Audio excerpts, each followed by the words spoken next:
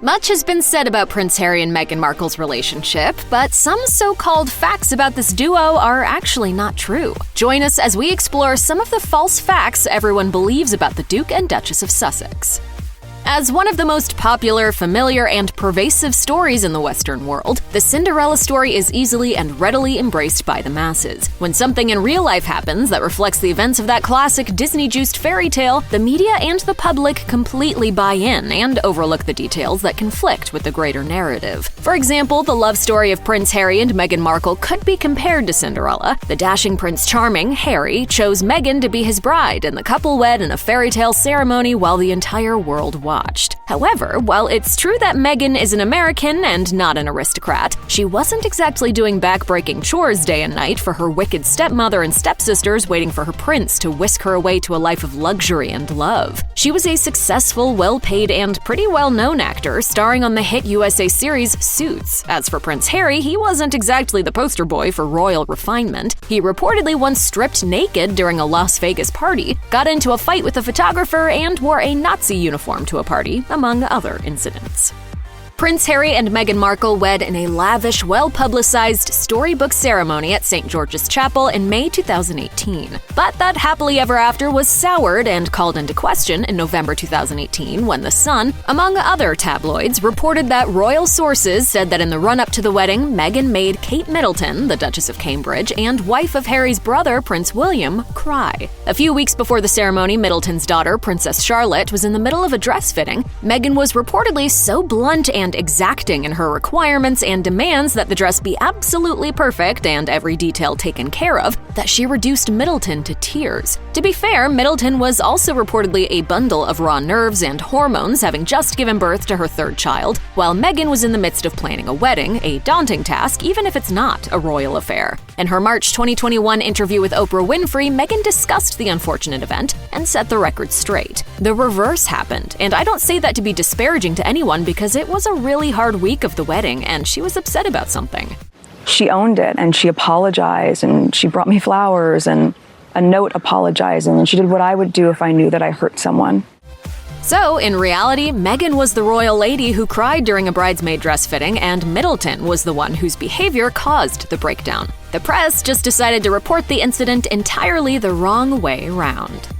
When Prince Harry asked Meghan Markle to be his wife and join the British royal family, her life would necessarily and expectedly change. After all, before the relationship, she lived in Los Angeles and starred on the TV show Suits, and she'd at the very least have to walk away from the USA series and move to the United Kingdom. As an American commoner who didn't grow up amid the rules and structures of upper-crust English society, she'd also have to be trained in proper princess composure. And according to the Times, Meghan was set to receive a lengthy, rigorous, personalized and highly specialized education on how to fit in with the royal ilk. A source reported at the time, "It will be 6 months of listening. She is seeking out advice on a range of people. She is going to proceed with humility." But according to Meghan, her half a year of Duchess school training didn't transpire. Meghan said in her March 2021 interview with Oprah Winfrey, "There was no guidance. There's no class on how to speak, cross your legs, how to be royal. That might exist for other members of the family, but that was not something that was offered to me."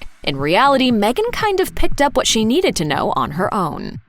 Prince Harry and Meghan Markle's love affair for the ages was sealed on a spring Saturday in May 2018. With him in his military dress uniform and her in an elegant white Givenchy gown and in front of about 600 invited celebrities and aristocrats, Harry and Meghan said their vows at St. George's Chapel in a grand, beautiful, and high-class wedding watched on TV by approximately 29 million people. The showy wedding was romantic, but alas, it was all for show. Meghan said in her 2021 interview with Oprah Winfrey, "Look, this spectacle is for the world, but we want our union between us." She explained that 3 days before the big made-for-TV event, she and Harry had already married in an intimate, quiet ceremony at home. There were 0 invited guests, but the ceremony was impressively presided over by the Archbishop of Canterbury.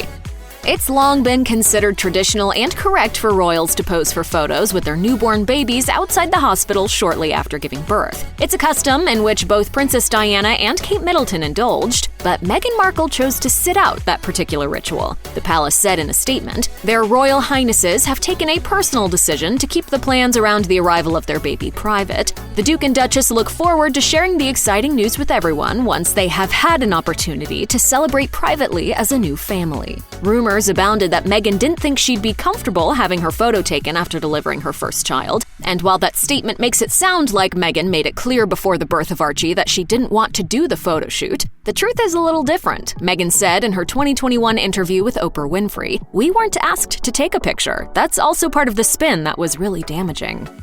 Queen Elizabeth II's eldest son, Prince Charles, is next in line for the throne, and his eldest son, Prince William, follows him. After that are William's 3 children, Prince George, Princess Charlotte, and Prince Louis. Following them is Charles's other son, Prince Harry, and then his firstborn, Archie. The toddler's name reads a lot different than that of his cousins, as unlike George and Louis, he's not a prince. In early 2021, shortly after Harry and Meghan announced they were expecting a second child, the Daily Mirror's royal editor told ITV, "Harry and Meghan, for their firstborn Archie, didn't want him to have a title. He could have been His Royal Highness, and the same goes for this baby as well. But Harry and Meghan are set to shun any sort of title." However, this wasn't actually the case. The Sussexes wanted Archie to be Prince Archie, but were denied the honor by the royal family. As Meghan told Oprah, they didn't want him to be a prince, which would be different from protocol, and that he wasn't going to receive security. I think that would be very damaging to them.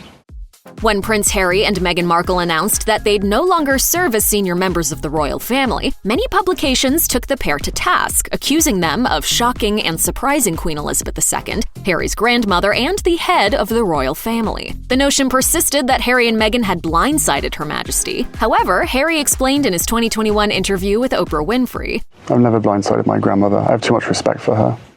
He also didn't think that it was the tabloids who floated the idea of a hurt and angry monarch. I'd hazard a guess that it probably could have come from within the institution. On April 9, 2021, Prince Philip, husband of Queen Elizabeth II for more than 70 years, died at the age of 99. Over the last decade or so of his life, Philip was frequently hospitalized over a number of significant ailments. Even so, Philip still managed to stick it out for nearly a century. Some members of the media tried to pin his not remotely sudden death on Meghan Markle, because Philip died less than a month after Harry and Meghan's bombshell interview with Oprah Winfrey. Of course, it's highly unlikely that his death was linked to his grandson and granddaughter-in-law talking on TV. The man was of a very advanced age and had a well-documented history of health problems, which led to his retirement from public life in 2017. Still, some members of the media tried to wrongly pin his death on the Sussexes.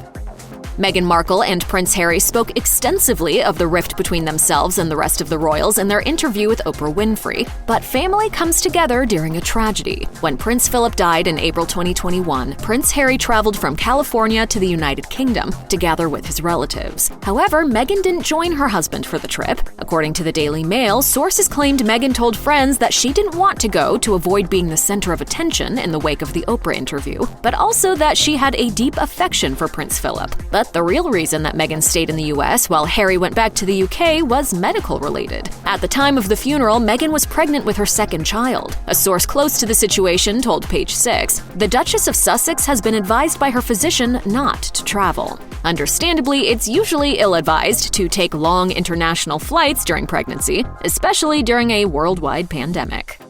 Check out one of our newest videos right here. Plus, even more Nicki Swift videos about the royal family are coming soon. Subscribe to our YouTube channel and hit the bell so you don't miss a single one.